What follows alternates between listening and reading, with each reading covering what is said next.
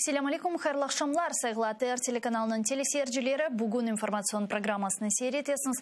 Studiyada sizler için men Gülsüm Halilova çalışam ve nevbetteki bölükünü biz hem Kırım Tatar hem Türk tilinde alıp baracakmız ve yayınımızga teşrif buyurgan musafir ile kun devamında yüz bergen aktual haberlerini muzikere etmege planlaştırdık. O sebepten men hatırlatam ki biz canlı yayında çalışamız.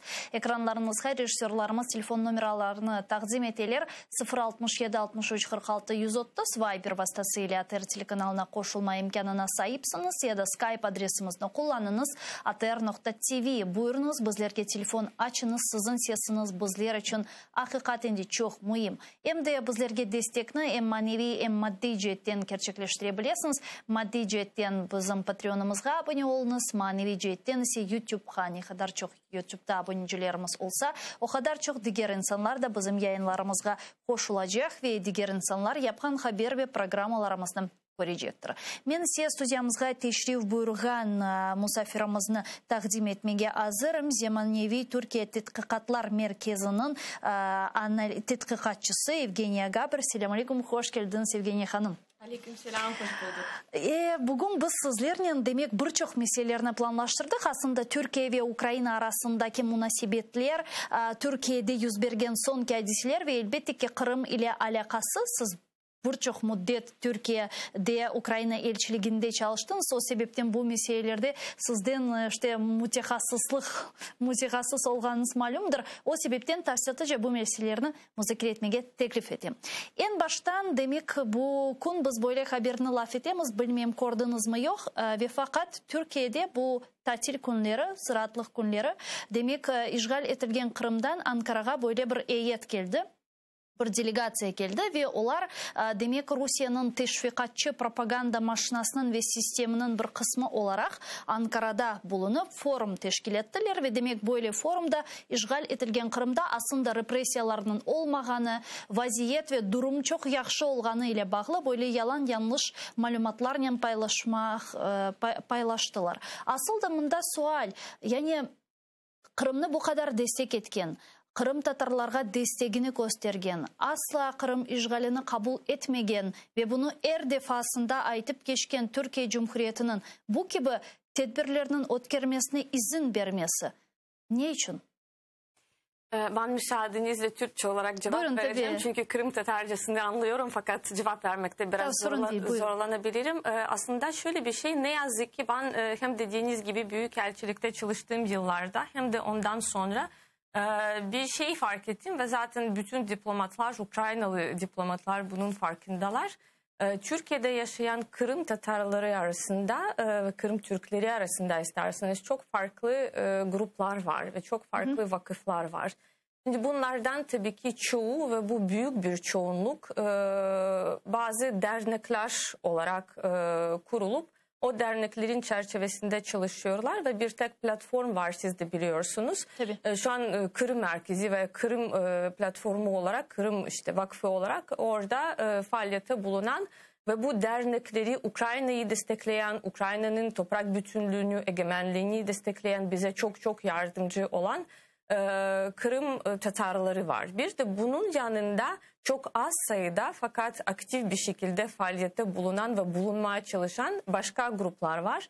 Bunlar genelde hani dediğiniz gibi işte Rusyacı olanlar, Rusya'dan heyetleri getirmeye çalışanlar, tabii ki Rusya'nın desteğiyle hem mali desteği var hem bazen organizasyon, lojistik konusunda hatta diplomatik konuda bu tarz işte farklı destekleri alan gruplar var ve ne yazık ki bazen birçok güzel heyetten, birçok güzel faaliyetten sonra bir iki dediğiniz gibi illegal diyelim, gayrimeşru faaliyet bütün bunları bertaraf edemez fakat çok kötü bir şekilde etkisini bırakabilir. Türkiye bu konuda ne yapıyor? Ukrayna bu konuda ne yapıyor? Bana sorarsanız eğer, Ukraynalı diplomatların bundan haberleri olursa eğer mutlaka diplomatik kanallardan bunu bildiriyoruz. Ankara'ya bildiriyoruz. Yani bu gibi forumların iptal edilmesi ihtimali var mı? Var tabii ki ve zaten daha önce tarihimizde birçok vardı öyle iptal olan forumlar. Hem İstanbul'da hem Ankara'da tabii ki farklı küçük, yani küçük demeyelim de daha yani merkezi konumda bulunmayan şehirlerde, işte Eskişehir diyelim, Konya gibi başka şehirlerde de oluyor. O zaman orada bizim diplomatik temsilciliklerimiz olmadığı için bu forumları yapmak biraz daha kolay olabiliyor. Fakat İstanbul'da, Ankara'da böyle bir şey olacağını haberini aldığımızda hemen bunu bildiriyoruz ve bunu iptal ettirmeye çalışıyoruz. Bazen tabii ki bunlar genelde dar kapsamlı olduğu için ve çok fazla o heyette önemli isimler bulunmayan da işte eskiden bilmem kaç 30 yıl önce falanca belediyede çalışan biri var. Onu resmi bir isim olarak koymaya çalışıyorlar. Halbuki öyle resmi bir isim olmuyor içinde, ama bu sürekli devam eden bir süreç. Yani maksat ne sizce? Yani nedenle o Türkiye kamuoyunu etkileyebilir bu gibi etkinlikler? Rusya'yı yani birincisi olarak tabii ki Türkiye'de Kırım'ın Rusya'nın sözde bir parçası olarak meşrulaştırmaya çalışıyorlar. Bunu daha işte legal bir statüsünü kazandırmaya çalışıyorlar. İşte bakın, diyelim ki filanca işte köyün, kasabanın muhtarı gelmişse eğer, demek ki artık resmi seviyede kontaklar, temaslar olmuştur. Demek ki Türkiye Kırım'ın ilhakını tanıyor ki halbuki öyle bir şey yok.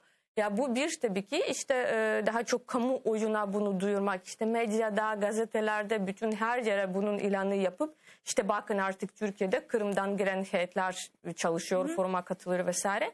İkincisi olarak tabii ki Türkiye ile Ukrayna arasındaki ilişkilere bir hamle yapmak, bir şekilde bunu ziddelemek. Çünkü ille ki bu yanlış bir anlaşılma olursa eğer, iletişimde bir kopukluk olursa eğer, mutlaka Ukrayna tarafından nahoş, olumsuz bir tepki gelecek bunun arkasında ve sanki hani Türkiye bununla suçlamayı düşünebiliriz gibi bir veya Kırım'ın işgalini kabul ediyormuş gibi de görünebilir. Tabii ki, ama biz artık hem Ukrayna hem Türkiye olarak Rusları çok iyi tanıdığımız için bunlara çok inanmıyoruz. Beraber bununla mücadele etmeye çalışıyoruz.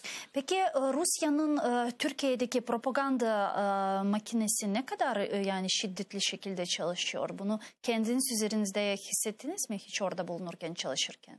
Tabii ki, yani Rusların propagandası her yerde çok iyi çalışıyor ve bu konuda onları ne kadar sevmesem de ve bu politikayı kabul etmesem de o konuda bunu kabul etmemiz gerekiyor.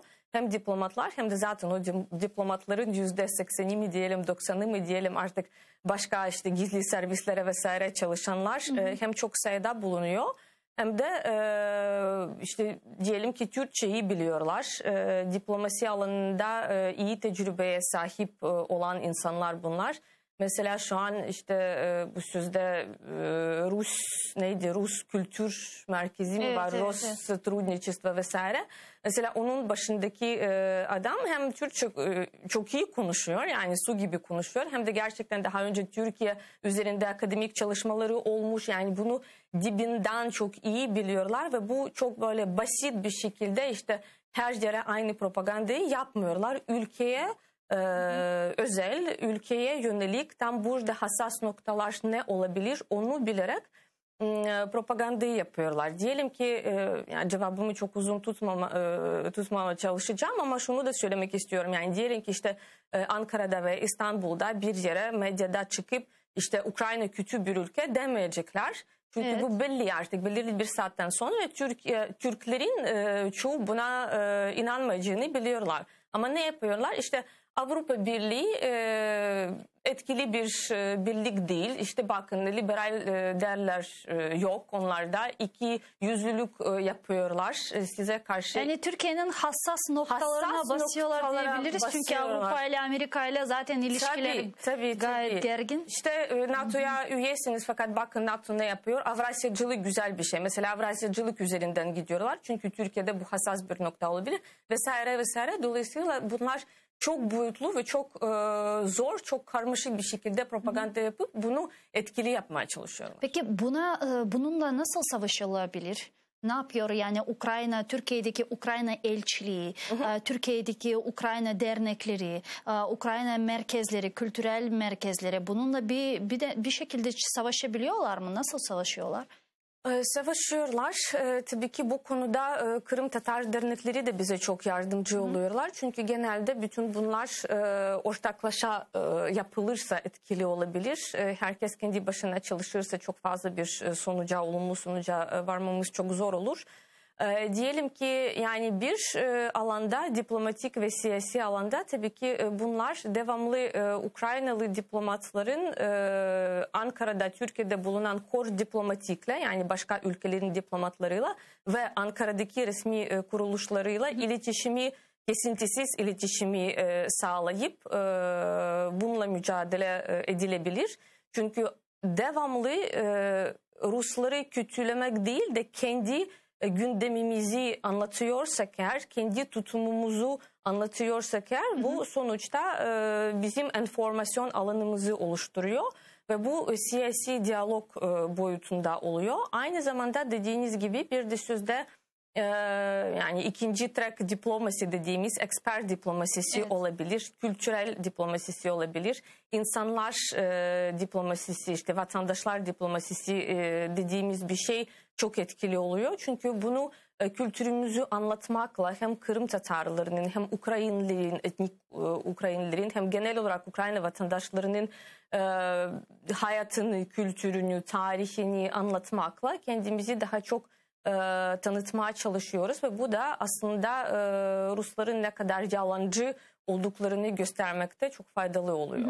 Ama asıl da fark etkenimizge göre Türkiye ve Ukrayna arasındaki olan ilişkiler işte sonki vakitlara böyle çok aktifleşmeye başladı. Yani bundan evvel bunu çok fazla takip etmiyorduk. Hususan 2014 senesinden sonra bu gibi ilişkiler gayet böyle faal şekilde görgenimizge göre çeşit türlü işbirlik leyhalara ve ilahri meydana geliyor. Sizin fikrinizce bu neye bağlı? Ukrayna hükümetinin mi denişmesi, aslında Ukrayna'nın demokratik yolunda 8 yıldan beri kureş savaş alıp barğanı sebebinden mi? Mındaki artık siyasetçilerinin denişkeni sebebinden mi? Türkiye'nin tutumu bakışı denişkeninden mi? Yani nasıl görüyorsunuz bu vaziyetini, bu transformasyonu? Bence birkaç farklı sebep var. Birincisi olarak tabii ki niye 2014? Çünkü dediğiniz gibi 2014'ten sonra Ukrayna demokratik, liberal, Avrupa'ya bakan bir ülke olarak gelişmeye başladı daha çok. Evet. Daha önce de tabii ki işte sözde turuncu devrim vardı, farklı reformlar vardı vesaire. Fakat 2014'ten sonra bizim yolumuz, bizim seçeneğimiz daha çok belli oldu. Ve bir araştırma yaptım o konuda.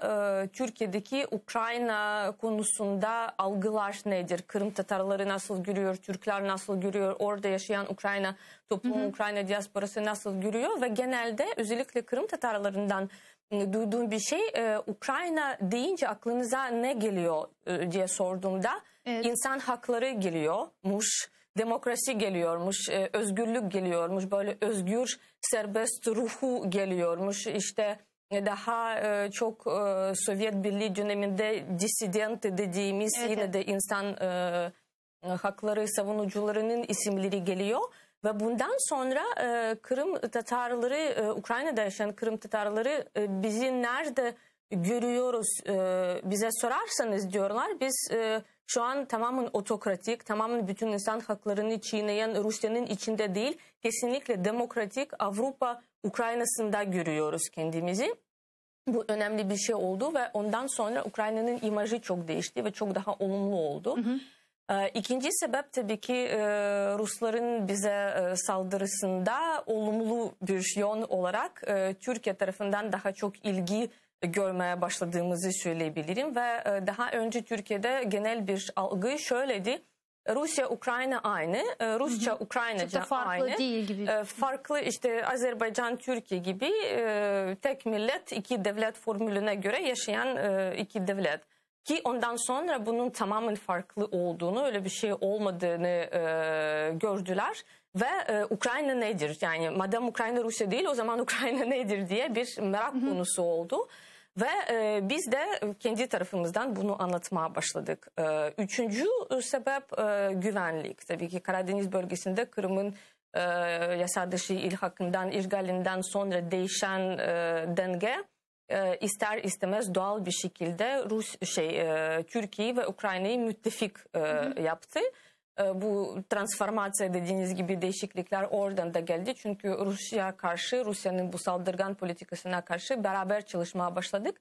Ve 2014'e kadar daha çok işte soft konular dediğimiz yumuşak konular, işte kültür, ekonomi, ticaret konularında çalışırken 2014'ten sonra Ukrayna Türkiye ittifakı daha çok güvenliğe yönelik güçlenmeye başladı. Bence bu üç sebep asıl sebepler. Şimdi bilgenizge göre Ukrayna sınırlarında vaziyet gergin olmağa başlaganından sonra çeşitli taraflardan işte Ukrayna'ya destek sözleri alına ve hatta hareketlerinin de körsetileceği hakkında aytalar Garbi ittifakdaşlarımız ve şu sırada Recep Tayyip Erdoğan Aşgabat'ta bulungan vakit böyle çıkışta buluna ve dey ki Türkiye Cumhuriyeti ve men Rusya ve Ukrayna arasında olgan vaziyette ara bulucu olarak demek bu rolde iştirak etmege hazırım.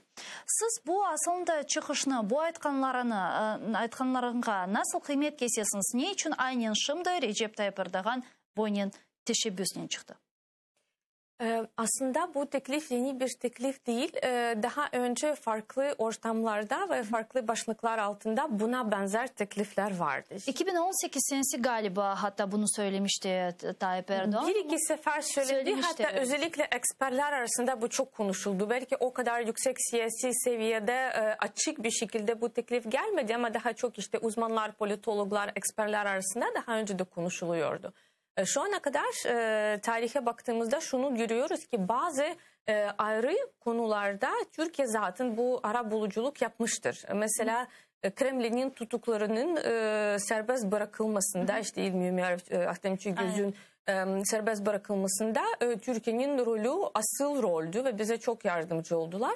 Fakat şu ana kadar bütün o arabuluculuk hizmetleri daha çok insani konularda işte humanitarni dediğimiz insani politikası açısından önemli inisiyatifler vardı.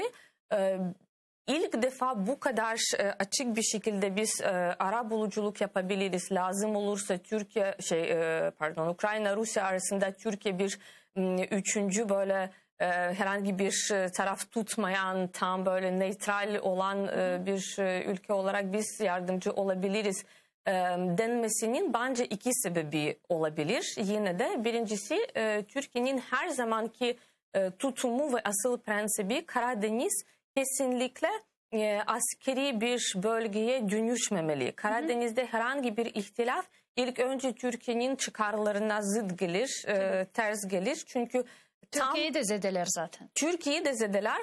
Zaten Kırım da içinde olunca bir de Ukrayna'nın doğusundaki gelişmeler söz konusu olunca Türkiye ne alacak? Tam komşu ülkelerinde açık sıcak bir ihtilaf görecek. Bunu kesinlikle ve kesinlikle istemiyor. Ve her zaman bütün ihtilafların ancak diplomatik yollarıyla çözülmesi konusunda çağrı yapar, vurgu yapar ve kesinlikle bunun dışında hani savaş olsun işte ne bileyim bilmem ne silahları olsun hayır siyasi ve diplomatik yollarla ihtilaflar çözülmeli. Burada tabii ki Türkiye doğal olarak hem Ukrayna ile stratejik ortak olduğu için hem aynı zamanda Rusya ile bütün problemlere rağmen ama yine de stratejik ortaklığı var. Stratejik ortağı olduğu için işte her ikisiyle de beraber böyle aynı masa başında oturup konuşabiliriz dedi. İkinci sebep olarak ki bu çok konuşulmuyor belki ama bence Türkiye'nin de artık bu bölgede daha aktif bir rol oynamaya hazır olduğunu vurgulamak için yapılmış olabilir. Çünkü daha önce işte Türkçe konuşan cumhuriyetlerin eski adıyla vardı, zirve toplantısı vardı. Orada da işte Türk topraklarının merkezi Türkiye'de hatta Rusya'dan bir tepki geldi. Peskov'dan yok Altay'ı unutmayın falan. Yani Orta Asya'da, Karadeniz'de farklı bölgelerde Türkiye'nin yeri var, Türkiye'nin söz hakkı var ve Türkiye burada aktif bir rol oynamaya hazırdır. Bence onu ayrıca vurgulamak da önemliydi. Bir de birçok ekspertlerin dediğine göre Recep Tayyip Erdoğan bu büyük yüksek Turan'ı canlandırmak istiyormuş diye bu konseylerini de yapması, geçirmesi bunun için diye diyorlar. Nasıl düşünüyorsunuz? Gerçekten mi öyle? Büyük Turan fikri hala yaşıyor mu Türkiye'de? Açıkçası bu yeni Osmancılık, Turan bilmem ne eski ideolojileri raftan çıkarıp şimdi tekrar canlandırmaktan ziyade Türkiye hem siyasi açıdan hem ekonomik hem kültürel açıdan tabii ki kendi itibarını, kendi etkisini arttırmaya çalışıyor. Ama Büyük Turan ne zaman vardı? İşte 90'lı yıllarda vardı. Daha ya belki bazı milliyetçilerin çok marjinal grupların kafalarında hala var ama şu an amaç farklı. Yani bu amaç için retorik olarak farklı ifadeler kullanılabilir. İtibarını yükseltmek derken yani bu dünya 5'ten ibaret değil formülüne mi giriyor? Aynen. Bu dünyada sadece Çin veya ABD veya NATO ülkeleri değil de aynı zamanda işte bölgesel liderler de var, bölgesel güçler de var ve onların fikirleri, onların tutumları da göz önünde bulundurulmalı şeklinde bunu özetleyebiliriz. Ama amaç işte dediğiniz gibi daha çok hani toprakları işgal etmek, bir şeyler almak ve herhangi bir birlik kurmak değil. Çünkü kimse artık yani çok gerçekçi olmadığını görüyor. Herkes bunu görüyor. Dolayısıyla da o sadece Putin kafasında olabilir. Putin kafasında olabilir. Evet ama sonuçta Türkiye uluslararası hukuka göre yaşayan ve hareket eden bir ülkedir. Peki şunu soracağım. Demek şimdi bu Erdoğan tarafından teklif edilen teşebbüs. Bu meselede Erdoğan bu nötralitetini, bu bir taraflılıkını aslında saklayabilecek mi? Çünkü bir taraftan Erdoğan demek Kırım Türklerine desteğini, Kırım'a desteğini, Ukrayna'ya desteğini her zaman vurguluyor. Diğer yandan Ukrayna ile Türkiye arasında çok ciddi stratejik askeri ilişkiler var. Askeri teknik ilişkiler var. Bayraktar satın alınması, motorların Ukrayna'da yapılması vesaire. Diğer taraftan da Rusya ile de birçok Türkiye'nin ilişkileri mevcut. Ekonomik ilişkiler vesaire. Yani bu iki tarafta bu gibi ilişkilerin olduğu zaman bir yandan Kırım'ın işgalini kabul etmemeleri bu nötraliteti saklamasına yardım edebilir mi? Ya saklayabilir mi Erdoğan böyle durumda nötralitet dediğimizi? Yani Türkiye'nin tarafsızlığını koruması zor. Neden zor?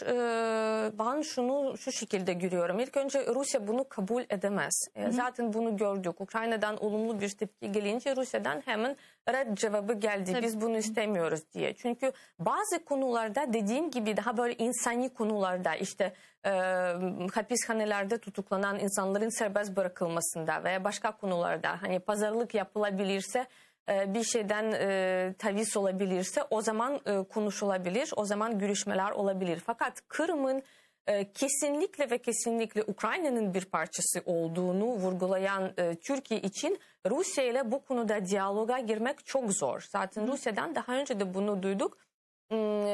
İşte Ukrayna'nın doğusu konusunda, Donetsk, Lugansk konusunda konuşabiliriz. Fakat Kırım bizim için kapalı bir konu. Yani Kırım artık konuşulmaz, görüşmelere konu bile olmaz. Dolayısıyla da Türkiye için sadece Donbas konusunda arabuluculuk yapıp Kırım'ı gündemin dışında bırakmak yanlış olur. Kabul edilemez bir zaten. Kabul edilemez çünkü zaten Türkiye ve Erdoğan da ilk baştan bunu söyledi. Biz Kırım Tatarlarına ve Kırım'a yönelik olarak da bu hizmeti vermek istiyoruz. Kırım'ın bu genel bulmacanın bir kısmı yaparsak eğer bu sefer Rusya kabul etmez. Çünkü Rusya için bu tamamen sözde yani de facto olarak sanki kapatılmış bir konuyu tekrar canlandırmak Rusya'nın çıkarlarına ters gelir. Dolayısıyla da ben bunu hani tarafsızlığını nasıl kuracak vesaire o konuya girmek bile istemiyorum. Çünkü ne yazık ki belki ama çok gerçekçi olduğuna inanmıyorum. Tek tük farklı tracklerde, farklı konularda Türkiye daha önce yaptığı gibi yardımcı olabilir. Fakat geniş kapsamlı bir şekilde Minsk anlaşmalarının Normandiya formatının belki yerini almayacak ama en azından bunun paralelinde gelişebilecek bir format olarak ben açıkçası şu an bu üçlü formatı görmüyorum. Ki daha önce mesela vardı hani Minsk'te bu görüşmeler artık mümkün olmayacak. Belirli bir dönemde bunu gördük. Artık Belarusya'da olmaz. Belarusya'da olmaz. Belki İstanbul'da olabilir. Hatta o bile konuşuldu. Yani bir ara bütün o işte formatları İstanbul'a taşıyalım mı? Ama her zaman ya Rusya'dan bir ters tepki geliyor ya da bir şekilde bu çok yani mümkün gibi gözükmüyor şu an. Peki Türkiye-Rusya ilişkilerini nasıl özetlerdiniz? Yani bu nedenle bir ilişkiler. Çünkü Erdoğan Putin hakkında, Rusya hakkında söylerken, konuşurken her zaman dost ülke, dost Putin'imiz diyor. Ama bir yandan da Rusya ve Türkiye arasında tarihi bile bakacak olsak birçok defa, 16 defa savaş etmişler. Sonra ilişkiler yine de birçok kereler hem Türkiye arasından hem Rusya arasından sonki senelere bayrağını ura demek diğerleri askerlerini patlata sonra özür dileyler, kardeşim falan, dostum filan değiller. Yani bu gibi ilişkileri nasıl özetlediniz? Nasıl bu ilişkiler? Buraya gelmeden önce... Dostluk adlandırmak mümkün mü aslında? Buraya gelmeden önce çok güzel bir yazı okudum. Yeni bir yazı çıktı. Eski Türkiye'nin NATO Büyükelçisi'nin Fatih Ceylan'ın yazısı şöyle diyor. Rekabete dayalı işbirliği. Ve ikinci olarak da güzel bir tez vardı orada. Şimdi Rusya Türkiye için komşu olabilir, ortak olabilir fakat müttefik olamaz. Bence bu son cümle çok hoş, çok güzel bir cümle. Çünkü pragmatik Türkiye için ki Türkiye'nin politikası her zaman pragmatizm üzerinde kurulu bir politika. Evet. Rusya ile çalışmamak mümkün değil. Sadece Rusya'nın pazarına bakacak olursak eğer Türk malı için çok önemli bir pazar, önemli bir piyasa ve Ukrayna onun yerini alamaz. Gaz konusuna bakarsak ve enerji konusuna bakarsak Türkiye hala Rusya'ya bağımlı kalıyor. Farklı boru hatları var, işte TANAP oldu, Azeri ve Hazar Denizi'nden gazıyla fakat yine de yani büyük ölçüde Türkiye bu konuda Rusya'ya bağlı. Diğer konularda da özellikle NATO ile problem yaşadıklarında biraz hani S-400'ler konusunda da o işbirliği oradan kaynaklı çalışıyor ve çalışacak. Ve Türkiye'den Rusya ile çalışmamasını beklemek bence çok yanlış olur. Çünkü hem kendi ilişkilerimizi zedeleyeceğiz hem de yine de Türkiye ile Rusya arasında bu ilişkiler devam edecek. Fakat bu bir gerçek stratejik ortaklık mı, bir operasyonel taktik işbirliği mi derseniz eğer ben ikinci cevap vereceğim. Çünkü tarihten geldiği üzere Türkiye ve Rusya rekabetçiler ve özellikle Karadeniz bölgesinde liderlik için her zaman savaşa giren iki ülkedir. Dolayısıyla da bir şekilde bazı konularda çalışma devam edip prensipli konularda Kırım'ın mesela kime ait olduğunu ve işte Ukrayna'nın toprak bütünlüğü gibi prensipli konularda Türkiye asla ve asla Rusya'nın yanında olamaz diye düşünüyorum. Ve daha bir mesele var laf etmek istegenimiz bundan gayrı demek Kırım platforması. Geçenleri demek algan haberlerimizge göre artık Kırım platformasına Birleşken Milletler Teşkilatından böyle halkara status verilmesini beklegenimizni eken aytты Ukrayna prezidenti Vladimir Zelenskiy. Men bilem ki siz Kırım platformasının ekspert gruppasına kirgen insan olarak nasıl düşünüyorsunuz? Aslında Birleşken Milletler'in Kırım platformasına böyle bir status vermesi imkanı var mı? Birleşken Milletler böyle status verebilir mi? Ve bunun çalışması nasıl görüyorsunuz? Şimdi buna gelmeden önce farklı aşamalar var ve şu ana kadar elde ettiğimiz en büyük başarılarından biri Kırım platforması konusunda. En son Birleşmiş Milletler kararında Kırım platforması ifadesinin kullanılması metne dahil edilmesi oldu. Bu Kırım'ın askerleştirilmesiyle ilgili karardı. Evet, her yıl biliyorsunuz özel bir karar alınıyor. Hem Kırım'daki insan hakları durumuyla alakalı hem de askerileştirilmesiyle ilgili. Ve ilk defa sanırım 9 ve 10 Aralık'ta böyle bir şey onaylandı.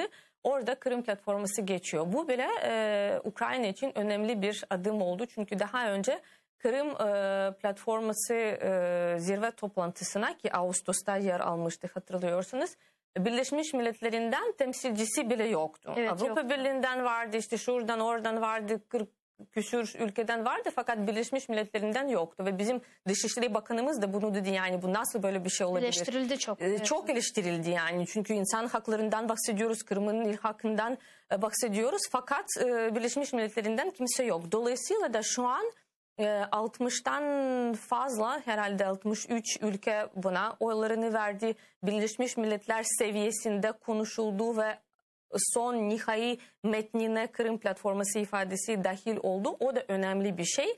Niye? Şu an bir işe yarar mı? Yani otomatikman Kırım'ın serbest bırakılmasına katkıda bulunur mu? Hayır. Ne yazık ki bu uzun bir süreç. Fakat bundan sonra işte belgeleştirmek açısından mahkemeler için, davalar için, bundan sonraki süreç için bu önemli bir şey.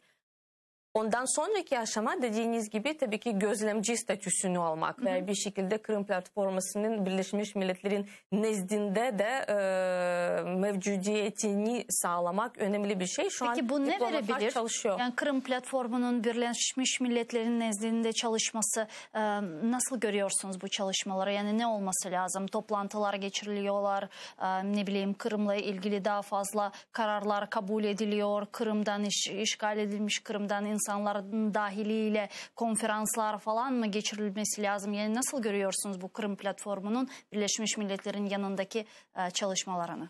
Yani ben şu anki durumdan bahsedebilirim. Bu daha çok oradaki etkinliklerin ve görüşmelerin kenarında olan yan etkinlikler şeklinde oluyor. Mesela geçen hafta sanırım yine de bizim eksper ağından, eksper kısmından birkaç kişi New York'ta birkaç toplantı yaptı. Bizim oradaki işte Ukrayna diplomatik temsilciliği nezdinde yine de yabancı diplomatlar için, orada çalışan devlet memurları için konferanslar yapıldı, forumlar yapıldı. Bundan sonra tabii ki biz eksperler olarak bu veri tabanlarını hazırlamaya devam ediyoruz.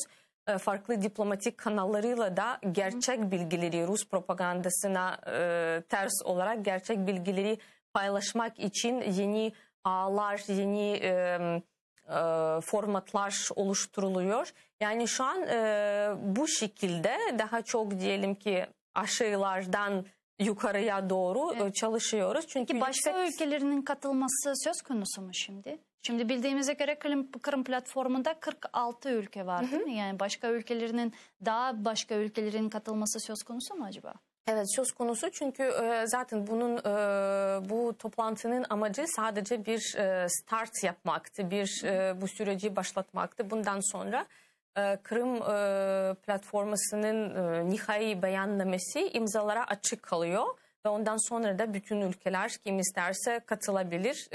Eğer tabii ki ilkelere, değerlerine, prensiplerine uyarlarsa, hatta Zelenski'nin dediği gibi en son imza Rusya'nın imzası olabilir, bunu kabul ederse. Bunu tabii ki daha çok hani laf olarak söylemiş olsa da yine de açık oluyor ve diplomatlar ve siyasetçiler, karar vericiler çalışmaya devam ediyor. Özellikle yani şu ana kadar mesela Orta Doğu'dan, Orta Asya'dan çok az ülke katıldı. Daha çok Avrupa ülkelerinden destek aldık. Diğer treklerde de çalışmalar devam ediyor ama zor bir süreç, çünkü hem o insanların o ülkelerin gündeminde kendi problemleri çok. Ki zaten onlar Rusya'nın satellitleri değil mi? Hem de bunlardan birçoğu Rusya'nın satellitleri ve yanında işte Belarus gibi, Ermenistan gibi, Küba gibi ülkelerle, yani ne kadar çalışırsanız çalışın yine de bunun sonucunda bir şey çıkmaz. Bir de bir şey soracağım. Yani Kırım platforması ötkeriligenden sonra hakikaten de informasyon cihetten bu çok büyük destek olganını görüyoruz ve şimdi ekspertler tarafından, siyasetçiler tarafından çok fazla işler alıp barıla. Demek problemalarını aydınlatmak, daha da gündem yapmak için. Ve fakat Kırım platformasından gayrı Kırım meselesini laf etken zaten birçok diğer demek böyle platformlar var. Olsun PASE, OBSE, OON ve ilahri. Demek Kırım platformasından da böyle bir daha çok bir umut var idi. Kırım platforması yaptırımlarının, yani sanksiyalarının güçleştirilmesine yardım edecek diye. Aslında bu mesele laf edilir mi? Ama Kırım platforması bu mekanizmlerini işlep çıkarabilir mi? Şimdi bunlar farklı şeyler. Dediğiniz örgütler, işte AGİT olsun, Birleşmiş Milletler olsun vesaire, onlar zaten çalışmaya devam edecek. Kırım platformasının asıl amacı bir koordinasyonu sağlamak. Farklı ülkelerde farklı platformlarda, Agit'te, PASE'de, işte orada burada yapılan inisiyatifleri aynı çatı altında bir araya getirmek ve toplamak, koordinasyonunu sağlamak, bu bir. İkincisi, bütün herkesin, hem siyasetçilerin, hem diplomatların, hem de parlamentocuların, hem de eksperlerin kendi ekspertizleri sayesinde, bilgileri sayesinde ve topladıkları yani deliller diyelim, argümanlar sayesinde diplomatlar için bu veri tabanları ve bu belgeleri hazırlayıp masaya bırakmak. Çünkü diplomatlar konuşursa, siyasetçiler konuşursa ister istemez propaganda olarak algılanıyor. Fakat gerçek olgular söz konusu olursa her farklı konuda, insan haklarının ihlalleri olsun, Karadeniz bölgesinde Rus gemilerinin yasa dışı hareketleri olsun, yani farklı şeyler, yaptırımlar, sanksiyalar olsun, her konuda mümkün olduğunca belge ve bilgi toplayıp bunu objektif bir şekilde uluslararası kamuoyuna ve diplomatlara sunmak ikinci bir hedef, asıl hedef olarak görüyorum ve o yönde çalışıyoruz şu an. Çok sağ olun Evgeniya Hanım. Stüdyamıza gelip sorularımızga cevap bergeniz için büyük teşekkürler. Evgeniya Gaber bizle canlı Bağday'da Zemanevi Türkiye Tetkikat Merkezi'nin analitiki bizle canlı yayındaydı. Stüdyamızda sevgili arkadaşlar, men sizlerden bu günlük sağlıklaşmak mecburiyetindeyim ve fakat siz ATR telekanalının ekranları başından ayrılmanız aman 4 dakikadan sonra yayınımızın Kırım Tatar tilinde zaman informasyon programması devam etti. Sonra bu studiyada sizlerine meslektaşım Yuri Matsarski, Prime Matsarski programmasında selamlayacak. Hatırlı olunuz. Hoş geldiniz.